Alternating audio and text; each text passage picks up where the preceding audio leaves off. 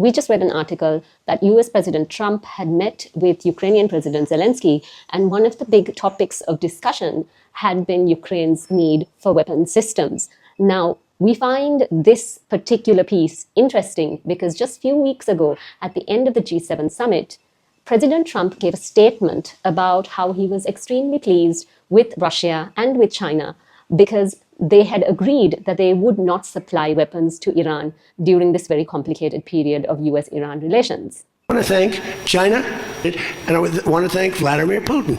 He was very neutral. They could have made it much more difficult for us. And so many people would ask the question, well, then why is there discussion between the US and Ukraine regarding supplying of weapons to Ukraine? Not that it's happened, but why is there even a discussion on it? But this is the norm on the international front. That's to say that some countries are more equal than others. And a lot of the times, Global South countries talk about it in terms of a level of hypocrisy.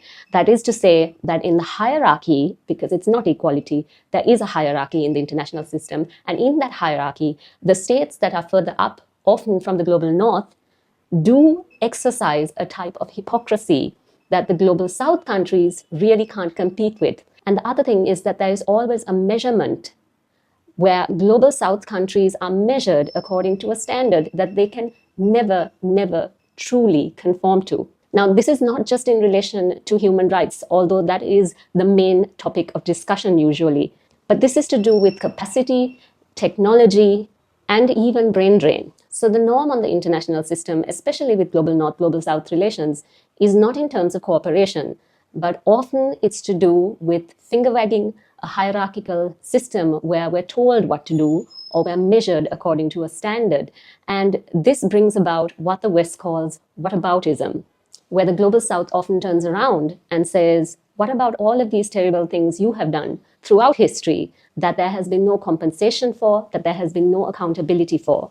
And so that's where we're at when we talk about the colonial histories, when we talk about imperialism, and we talk about the continuation of those policies in a way through the international system and international law. A polarized, competing narratives clashing headfirst into one another.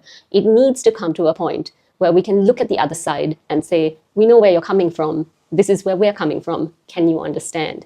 And we really believe that there is a group of thinkers who are coming together, and they are doing that work, but it's going to be a long time before the international system and international law itself is reformed.